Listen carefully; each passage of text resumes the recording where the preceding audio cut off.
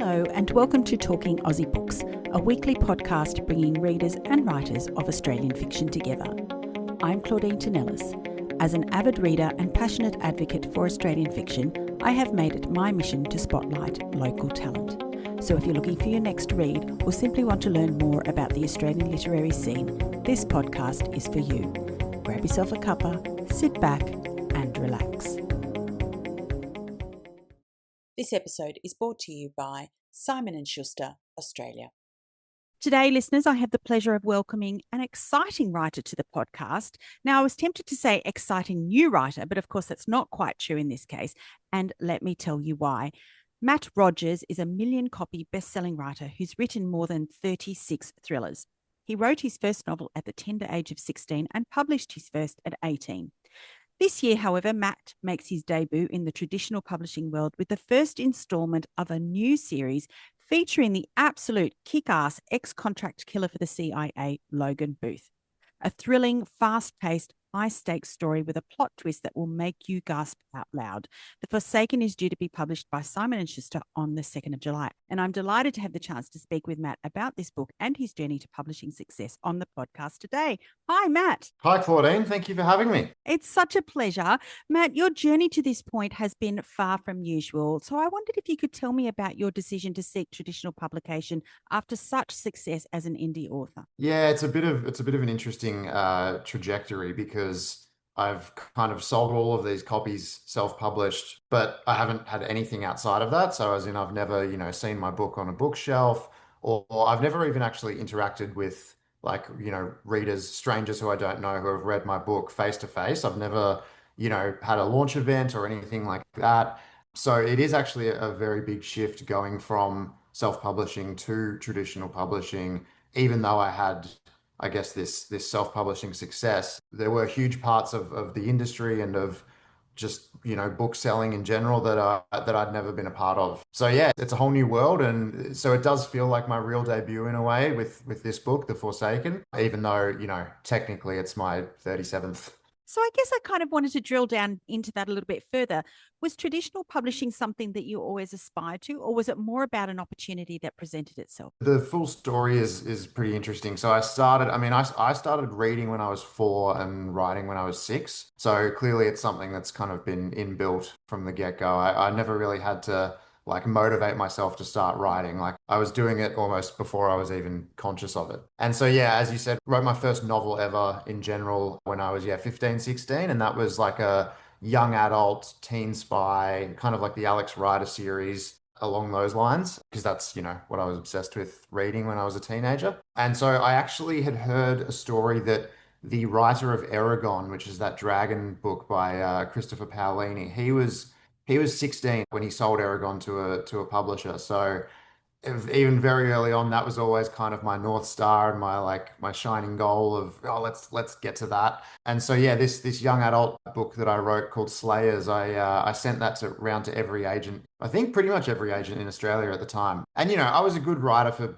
16 years old, but I was still a 16-year-old writer. So nobody, jumped at it, and so didn't get any response to that. And so that's actually what turned my attention to self-publishing in the first place, because that had happened and I thought, oh, okay, maybe, I'll need to write a few more books and really work on my craft to get traditionally published. And then, I don't know, I just kind of had heard rumblings that, Amazon with its Kindle Direct Publishing program was creating these really amazing results for self-published authors who otherwise wouldn't have, anywhere to put their book. And it was almost like this kind of Wild West frontier at that time with self-publishing, where it's a bit more recognized and known about now. But yeah, it was kind of just a place to be able to put your book up and for any price that you wanted, and just, gauge whether anyone was interested in it. And so that's what I did. So I wrote my first adult thriller when I was 18. I took a gap year from uni and I tried to write this book in the same vein as the Jack Reacher series. And that was the first adult book I ever wrote, even though I'd been, writing for years and years and years before that. And then, I just put it up on Amazon on the Kindle for 99 cents, the lowest barrier to entry. Like anyone who wanted to check it out could, see if they liked it. And yeah, thankfully it caught a bit of traction and enough people enjoyed it, and then ended up buying the sequel, which I priced at $3.99. And then suddenly I was 18 years old and making a living from writing, which was just very strange to wrap my head around. But it's been my full-time job for my entire adult life, basically. I'm 27 now and been writing, yeah, my whole adult life professionally. That's just an incredible story. I love that. So, how did you adjust to the publication process with a traditional publisher after going it alone for so long? Yeah, that's a great question. That was actually the most fulfilling part of the whole process, actually, because I knew going in that it would be a much slower process. Like I would get all of my books professionally edited and everything when I was self-published, but even still, it's a much more expedited process of like, once it's done, once it's edited, you basically just click upload and that's that. And so with traditional publishing, there's obviously so much more that goes into it. And so, yeah, it was a much slower process. I think I signed the contract for this book, The Forsaken, in November 2023. So that's 20 months of build up towards release. But I knew that going in, and it's very worthwhile that long process because, as I've learned, there's a million different things that go into the traditional process. And so, yeah, much more collaborative, much more involved with people who are just as passionate about the book as I am. And I've never really had that before. I've kind of been a one-man operation when I was self-published. It's been very, very rewarding. It's completely different to what I was doing when I was self-publishing. So I guess now I've experienced all aspects of the publishing process. Indeed. And was there anything in particular that surprised you about this process? No, not really, because I guess with self-publishing, you have to be a bit of a, entrepreneur as well as a writer. Mm. So I'd already done all of the research on exactly what goes into the traditional publishing process, and I was ready for all of the extra stuff that needed to be done, and I was excited to kind of dive into that. Yeah, now we've got launch events coming up and everything, and it's this whole new world which I'm keen to get stuck into. So, as you can imagine, Matt, I read a heck of a lot of books in this genre, but I don't think I've ever met a more damaged character than Logan. Mhm. Someone with principles and yet who also possesses brute strength and phenomenal survival skills, yet someone so intent on self destruction.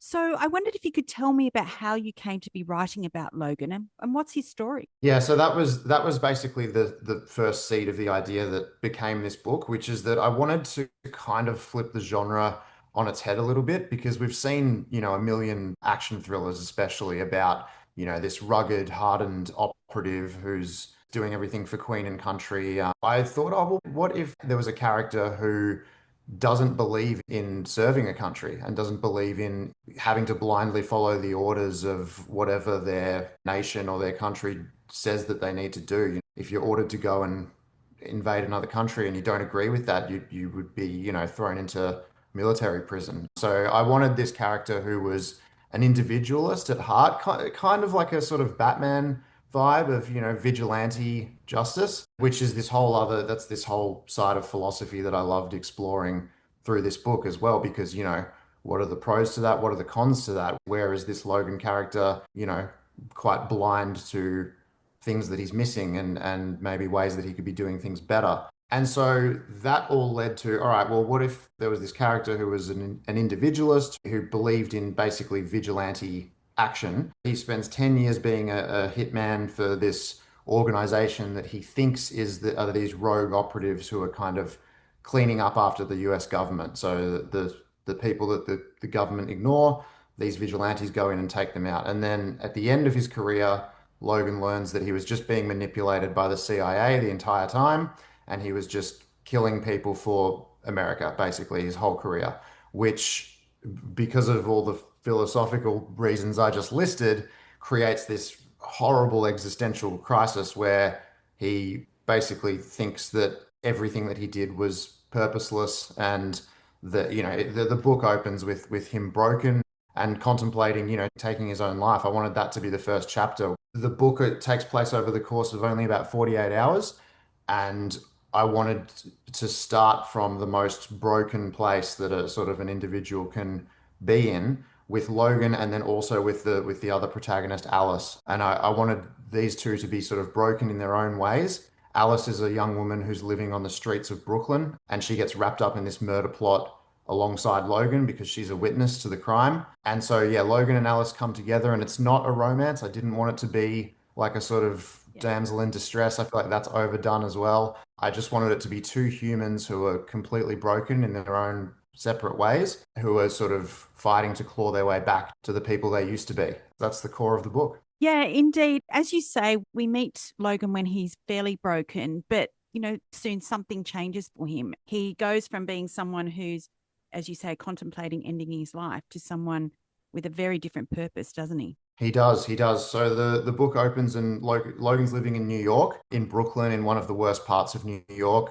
with some of the highest murder rates. And his best friend from college, because Logan studied journalism in college, Jorge Romero, he's an investigative reporter for the New York Times. And Jorge's working on a piece that sort of dives into the history of this area of Brooklyn where Logan's wound up. And for reasons that I won't spoil because that's kind of the twisty plot of the book, but there's some nefarious bad actors who do not want this piece to come out for reasons that neither Logan nor anyone involved can really figure out until and piece together until the very end. And then so Jorge is shot and killed for working on this piece and to stop this piece coming out. And so that's the event that I guess brings Logan back from despair. And I think he has a line where halfway through where he says, "Oh, it's cliche that revenge is the only thing that's been keeping me moving." It's quite basic, but I think he needed that catalyst to, find some kind of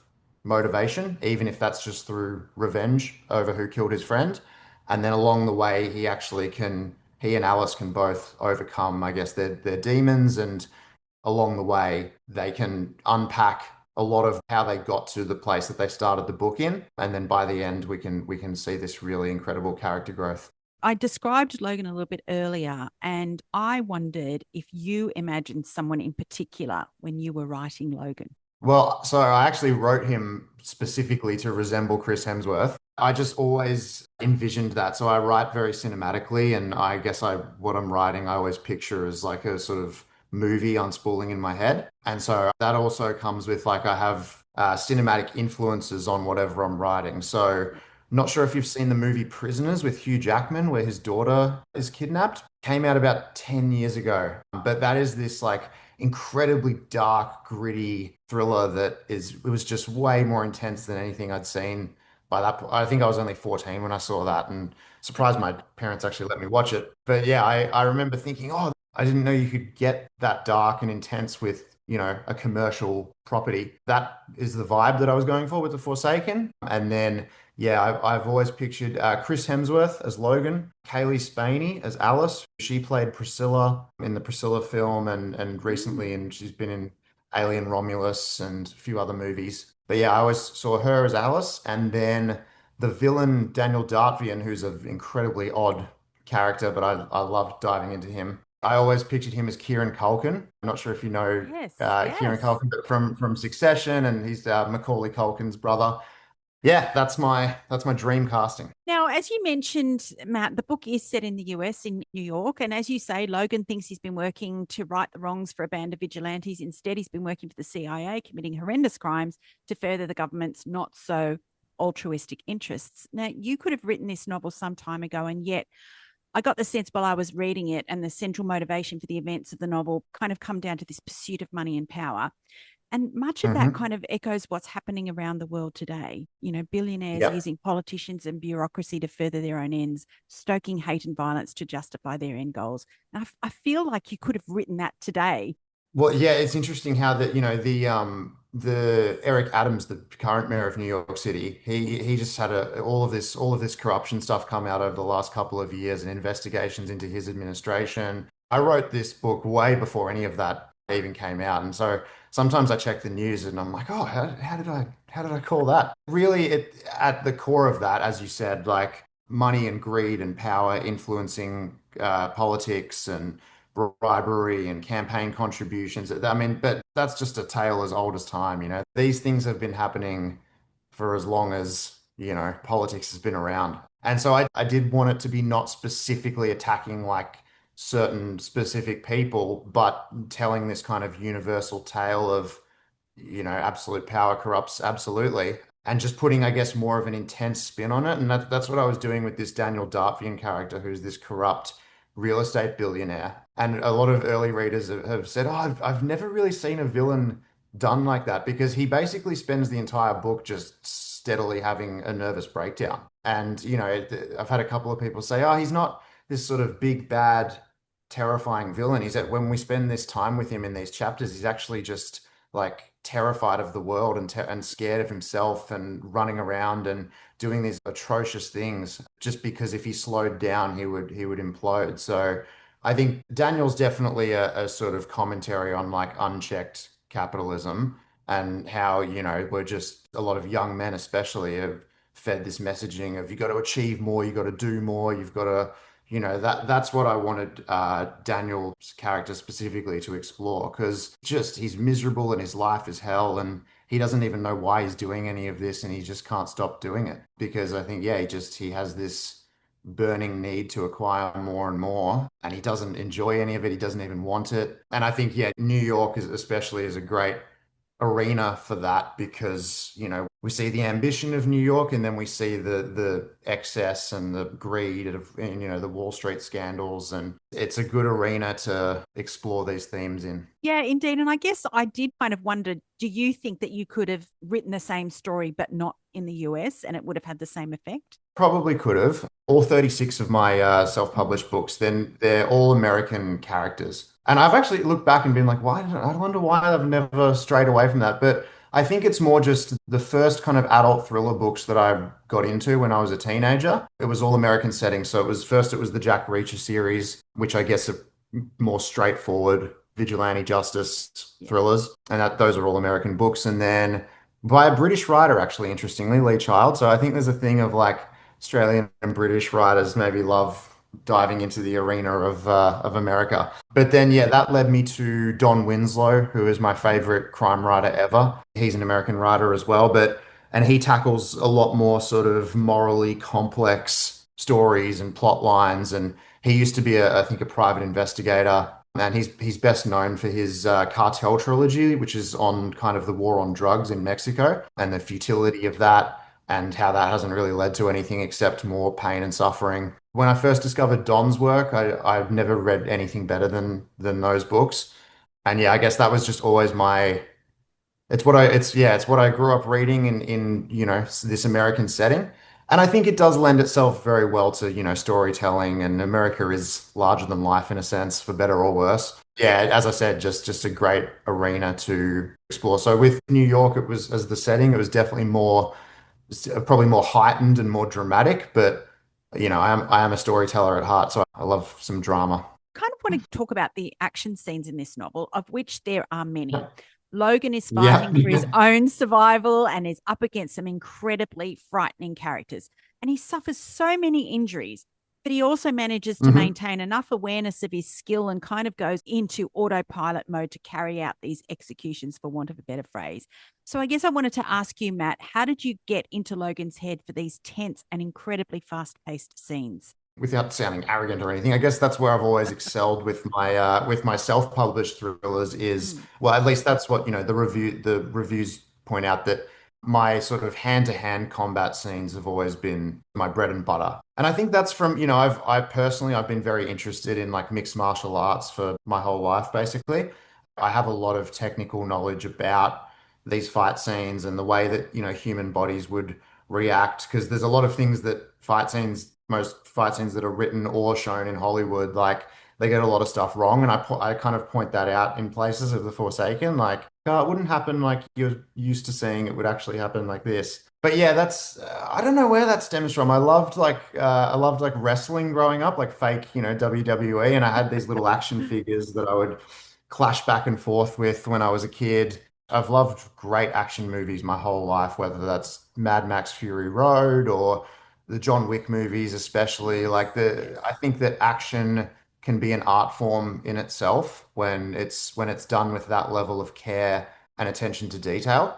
And that's another thing with my books is like, my fight scenes and my combat scenes, they're very, very gruesome and graphic. But I think I just have always thought it's a bit of a cop out if you have violence and you don't show what that would actually be like. Like I think there's a lot of sanitizing in the, and so I've just always thought like if I'm gonna have these intense subject matters and things in there, like I really try to take them seriously and kind of treat them with the respect they deserve. There's a Quentin Tarantino quote that he says, as a filmmaker, when you deal in violence, you're actually penalized for doing a good job. So like, he gets a lot of criticism for being over the top with his violence. I just think that violence is inherently graphic.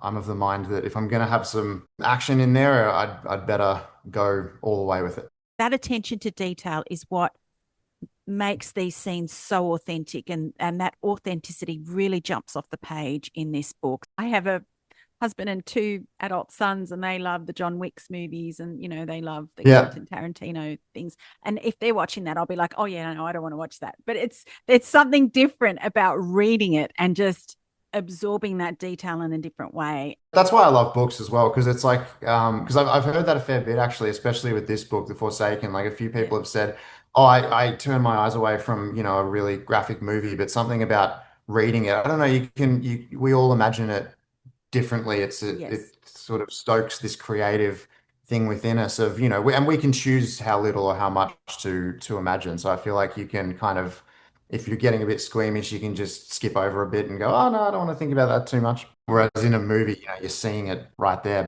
I decided not to hold back on the grittiness of this book, and I've heard that a few people are really appreciating it. So what about guns? I mean, there's a lot of guns in this book as well, and different guns for different purposes and with different properties. So how much kind of research have you done to bring this sort of detail to the page? I haven't served in the army or anything. I have no special forces experience to speak of, but that I think that just comes from my like sort of the length of my self-publishing career. And there was this really amazing thing about self-publishing where just the contact that I had with my readers. I had a ton of veterans and people like that who would get in touch with me, and they're usually really, really kind. They would just say, "Oh, hey, this part of this self-published book, you shouldn't have described it exactly like that. It's actually." It's they would use this type of holster. Oh, They okay. would use an abdomen holster instead of a waist holster. And so that I loved that stuff. And so I had a few veterans who we would email back and forth during my self-publishing career. And because obviously I'm trying to painstakingly research all this stuff because I want to get it right.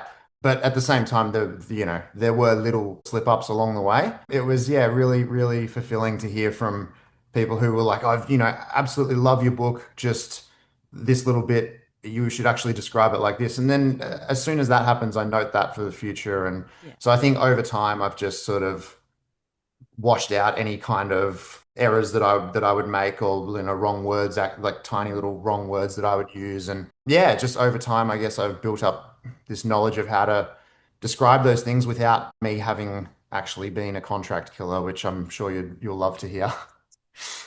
Very, very happy to hear that.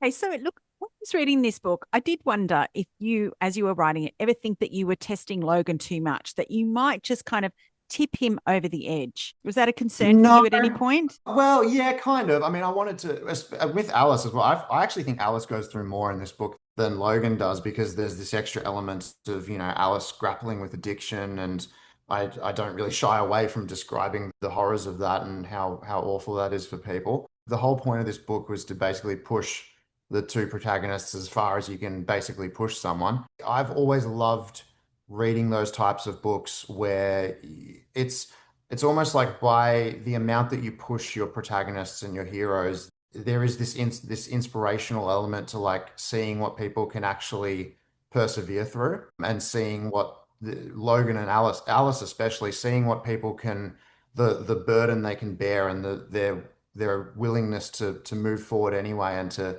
keep doing their best and to try and overcome these obstacles and all of the ways that the world has sort of beaten them down. And I think that actually makes, for me at least, the most inspiring fiction. So yeah, I really wanted to put them into the depths. And then yeah, it actually led to a lot of really good conversation scenes that I was really passionate about getting right between Logan and Alice, where Mm. they have these kind of it's almost like I wanted this book to be like an explosion of action and then like peaks and valleys and then a sort of resting period where Logan and Alice are traveling somewhere and they get to, they're on the train and they get to have this quick conversation about, Alice's mum and Logan's dad and the influences on, how that domino effect has led them to where they are. And yeah, I was surprised at how deep I could get those conversations quite quickly as well, because these two people are going through the worst, and yeah, I felt it was actually quite believable that they would just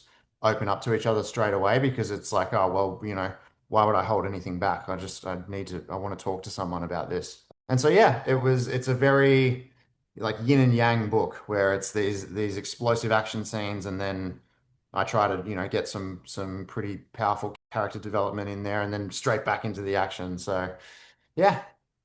I loved it. And I loved the kind of trauma bonding between Mm. Logan and Alice. And, as you say, Alice is battling addiction, and so is Logan. Yeah, And absolutely.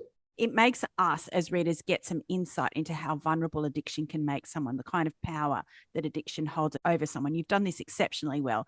And in saying that, I'm thinking specifically about Alice. I think at one point I like what Alice says to Logan early on in the novel, and I can't remember the words exactly. I'm paraphrasing, but basically she says something like being smart or not has little to do with addiction. So I wondered if you could talk a little bit more Mm. about that. Yeah, well, I won't get too into it. I've seen Addiction, and I wanted to take it very, very seriously, obviously, because I don't want to trivially include Yeah. these themes. I want to sort of get to the depths of unpack them, I guess, through the characters. But yeah, and a lot of people have said, who have read The Forsaken and I've talked to about the book, they've said, oh yeah, Alice keeps making these really terrible decisions for her own well-being throughout the book. And that was very important for me to get right, because I think that if you have a character who is deep in that level of battling with addiction, sometimes a character like that can be introduced in a book, and suddenly they just make every decision perfectly, and they get straight out of the hole that they're in, and everything's great. It doesn't work like that. They will usually continue to make very difficult decisions for themselves. And I wanted Alice to be battling with that basically the entire book, and then hopefully towards the end to have some meaning evolve from that. And yeah, the intelligence thing, I think that's very interesting, because with all of my research and everything, like especially with people who are suffering from addiction, they're very self-aware. These aren't stupid people. They're just people like us. We're all just people. I think the line from the book is like Alice says, I never understood the people who think there's a correlation between intelligence and happiness. She knows exactly what she's doing to herself. She just can't stop it, not at the start of the book. And yeah, I think that's also something very powerful to unpack and to have these characters grapple with, because we realize that, we're all humans, in this world trying to fight to do things a little bit better. And I didn't want Alice to be unaware of what she was doing to herself, because I don't think that's realistic. And it almost makes it more powerful when she and Logan can each start to get a handle on, more destructive traits. So, talking about smart, there's a thread of philosophy and transcendentalism that goes through this book. Hmm. There's Henry David Thoreau's Walden, Greek and Japanese philosophy and symbology. Why were these important to Logan's story? Yeah, there's a lot going on in this book, isn't there? That's almost, well, I was going to say the core of the book, but I've said that like three times now.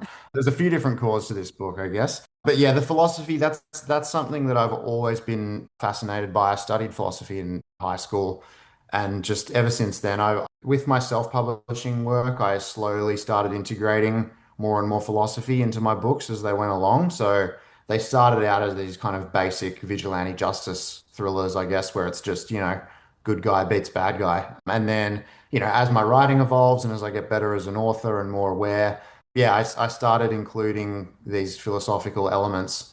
For me, that works really well hand in hand with thrillers, because I guess the thrillers, by definition, they're about these extreme, harrowing situations that characters are thrust into. And I think a lot of what interests us in that is seeing what frameworks they use mentally to handle these situations, and not just, spiral into despair. And so, yeah, I've always been fascinated by thrillers that explore that side of things, like how these people who are in these very, very difficult situations, what they use to process what they see and what they do, and how they grapple with their lives. And Logan is a very strong example of that, because he was this almost this philosopher assassin, basically, where he had these very deep justifications for why he was doing the things that he was doing. He studied journalism at university at NYU. And then I don't want to spoil too much, but yeah, that kind of leads into the reasoning of he's seen the worst of humanity through journalism, through uncovering the atrocities that are committed everywhere. And so he's sort of he has this sort of understanding of human nature, and that's what leads him to basically just deciding, all right, I will bear the burden of being a contract killer and taking care of people who need to be taken care of. And that's the kind of worldview that he comes to, but he doesn't want to do it for a government or for a country because he wants to have an individual moral compass of this is right. I don't want to be told this is right by a government or by an institution. And that which then leads to this despair when he realizes, oh, it was just a intelligence agency manipulating me the entire time. But yeah, that ties all the way back to like I think that first season of True Detective with Matthew McConaughey that Mm. and Woody Harrelson. That was a very philosophical TV season, and it's probably my favorite TV season of all time. Ever since then, I've been fascinated by including those deeper dives into a thriller without it coming off as like pretentious, because I really don't want to be like lecturing the audience through a character. So I think um that's a great challenge for me is like how to include it and make it very interesting without being like, oh, I'm a philosopher, look how much I know. I'd never want it to come off that way, so that's a good challenge. Before we move off this topic, I kind of just want to touch on the fact that you've got three different parts in this novel. And at the beginning of each part, it begins with the symbol that I think it's the Japanese enso. It's like, it Yeah, looks like a spot on. That's circle. awesome. Yeah, yep, Yeah. yep. So tell me about that and why it was important to you. I've always been fascinated by Japanese Zen Buddhism, which is like a very specific branch of Buddhism. I went to a Japanese bilingual primary school, which is just here in Melbourne. It's Huntingdale Primary School. They have like a extensive Japanese program. And so we got to go to Japan in grade six, so to Tokyo and Kyoto, which was just amazing. And yeah, I've had this sort of deep love for the Japanese way of life, I guess, ever since. There's a documentary called Jiro Dreams of Sushi, which came out in about 2012. It's about Japan's greatest living sushi chef. And you would think that that is not like grounds for a really philosophical, deep, introspective documentary, but it's one of the best documentaries ever made, and it's my personal favorite of all time. Yeah, it goes into this kind of way of life of this sushi chef and doing the work for the sake of the work itself and not to be rewarded for it. So it sort of dives into his mind, this Jiro Ono, his mindset of like, he is just ecstatic when he gets up in the morning and gets to make sushi every day. And so the sort of results of that and the fact that he's now one of the best in the world, he couldn't care about that in the slightest. All he cares about is making good sushi. And so this documentary was filmed when he was like 85 years old and he was still 7 days a week in at his little sushi restaurant. And he actually, if this is, I love telling people this fact, he just retired last year at 98. So he spent 70, 80 years just making sushi every day. And so I've always loved that. Like I'm fascinated by that. And I apply a lot of those lessons to my own writing and, the amount of books I've written and everything. I love just, yeah, doing the same kind of consistent work over and over again. And it's like the results are kind of like a byproduct. It's just like, all right, if I write every day and just am passionate about it and focused on trying to get a little bit better each time, then everything else will kind of take care of itself. And so anyway, this is all to say that exact mindset and philosophy. I thought, what if an assassin, a contract killer, had that, view of the world and towards improving his own skill set and to all of that stuff, and I think that's a great way to explain why he is such a devastating, force. In this book, he kills, I think, upwards of 15, 20 people. And I think it can get very unbelievable when there's this one-man army tearing through, all the bad guys. It's like the John Wick kind of thing. But I think, yeah, if I can explain why he would be a cut above the people that he's coming up against and his sort of just sheer dedication over the last 10, 20 years, then yeah, I think it makes it a little bit more believable, even though it's still a bit of a heightened, unrealistic circumstances. There might be a little part of you that goes, oh, that makes sense. That could feasibly happen. So yeah, the Enso circle is to do with that Japanese Buddhism, that way of life. I think it represents when the mind is free to let the body create. when your thoughts are quiet and you can just devote yourself to the task in front of you, whatever that is, whether that's doing the laundry, do it like I try to do that mindset towards everything. It's like just, Mm. let me do the thing that's in front of me to the best of my abilities. And when the mind is quiet, that is smoother and easier. And yeah, it's all sort of Zen philosophy, which yeah, I somehow managed to work into a violent action thriller. So, Matt, when I first heard about you and I first started following you on Instagram, you were doing a kind of live write your novel in 90 days. So, I wanted to ask you, did you write this book in 90 days? And practically, what does that look like? Yes, I actually did write The Forsaken in 90 days, or around about 90 days. That was interesting because so that's basically the pace that I write a book at no matter what when I was self-published. That was never like forcing myself to write fast or anything like that. It was just kind of the I guess, formula that led to the best writing that I could possibly produce, which is I had a bit of a strange schedule where I never would do like the 9 to 5, 5 days a week workday when I was self-published. I would write the same amount of words each day and I would do that just 7 days a week. I was only working for maybe 2 or 3 hours a day. I'd just Mm. focus for that long and I'd write, maybe 1,000 or 1,500 words. And I would just do that every single day when I was writing a book. And it just, for me, that's a lot easier than because it's just habit. It's like when I wake up in the morning, there's no question of like, oh, it's Saturday or I've got to do 3,000 words on Monday and I won't do any now. And it was just, nope, I've got the same amount of writing to do every day. And whenever I do that, it doesn't matter. Sometimes I do it in the afternoon, sometimes in the morning. And it just adds, it's never that much on one specific day. Like 1,000 words is, a lot of writers with full-time jobs are able to do, 1,000 words after work. But I just wouldn't miss a day. The writing of a book would always be done in about 90 days. If I'm getting 90,000, 100,000 words and I'm doing 1,500 words a day and then planning it for a week or 2 weeks, editing it. And yeah, I just did that over and over again. So I thought The Forsaken would take longer because there was no time limit or anything, as in like when I wanted to have it done in. So I did try to slow myself down. I definitely spent longer on it, like more hours per day. I'd spend 5 hours on like 1,000 words because I wanted, especially with this book, every sentence to be like I didn't want there to be any like useless fluff. I just wanted every sentence to have meaning and so that, hopefully people just tear straight through the book because they can't put it down. Okay, so the endorsements for this book read like a who's who of crime writing, not only in Australia, but the world. And I wanted to ask you, how on earth did you get Kathy Reichs to blurb this book? That was surreal to me. I could not believe that. It was actually my publisher, Anthea, just sent it over to Kathy, I think. She didn't even tell me she was doing it because she said that Kathy doesn't usually quote. But yeah, she read it and she gave the quote back and said, "Yeah, fast-paced, sharp and dark, a terrific read." And I was just shocked.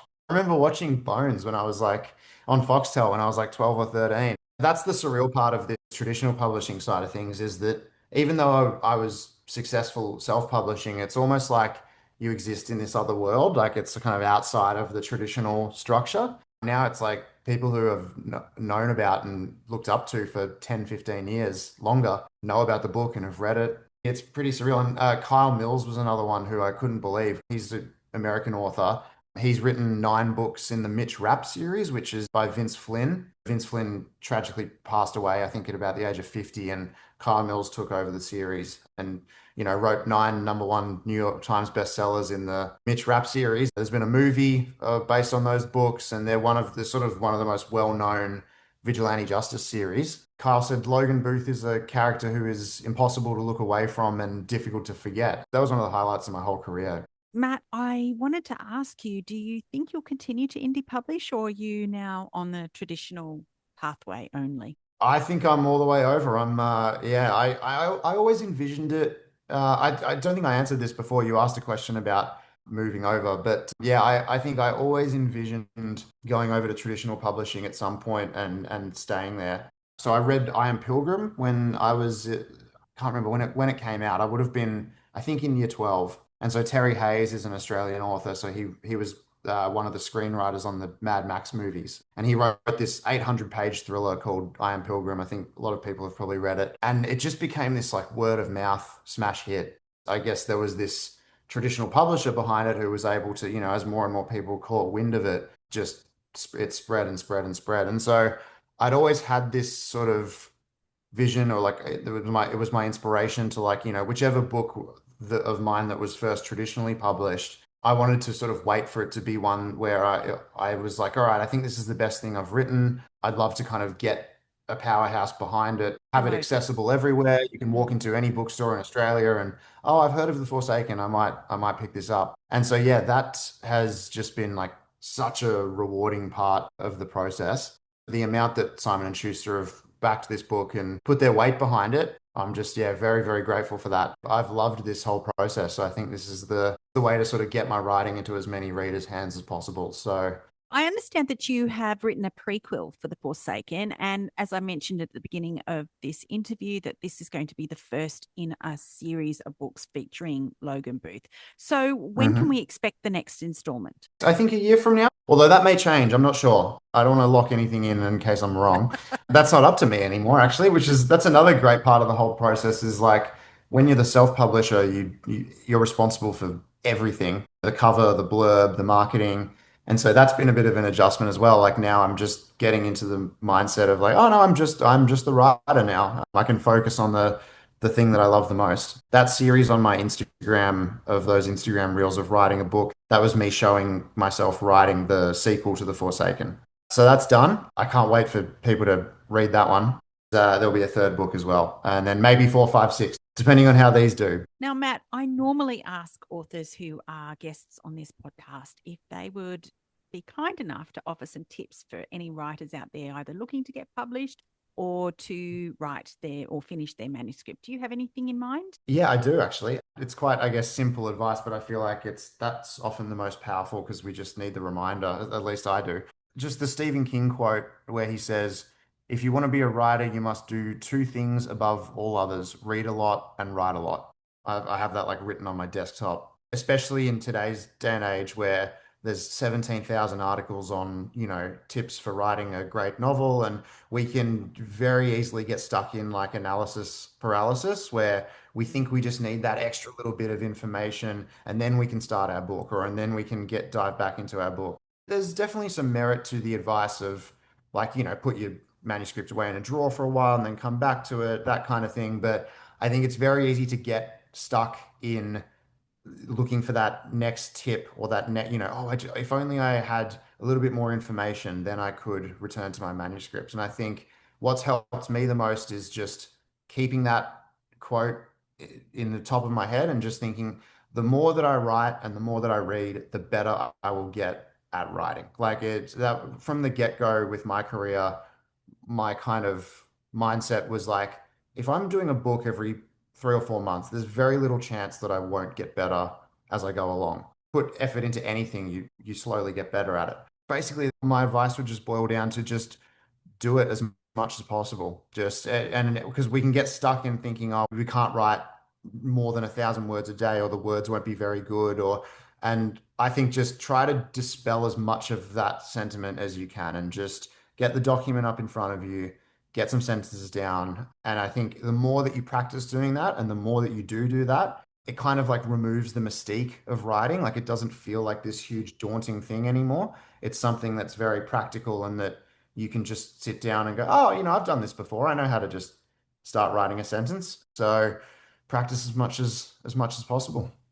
Yeah, thank you so much for that, Matt. I love the way each individual author has a different take on what is the most Mm, important thing and what is actually going to be the most practical thing for writers to do. And I love those tips. yeah, It is very simple. It is about, it's about putting your bum on that seat and actually writing the words. absolutely. Matt, I so enjoyed chatting with you today about your phenomenal career and about this phenomenal book, The Forsaken. I wish you every luck and I look forward to reading more Logan Booth adventures in the near future. Thank you for joining me on Talking Aussie Books today. Thank you so much, Claudine. Those were some fantastic questions, and I had a really, really good time. That's it for this episode, folks. Hope you enjoyed this conversation as much as I did. If so, I'd love it if you'd leave a review on your preferred listening platform, which may include Apple Podcasts, Spotify, or Amazon Music. Until next time, friends, happy reading.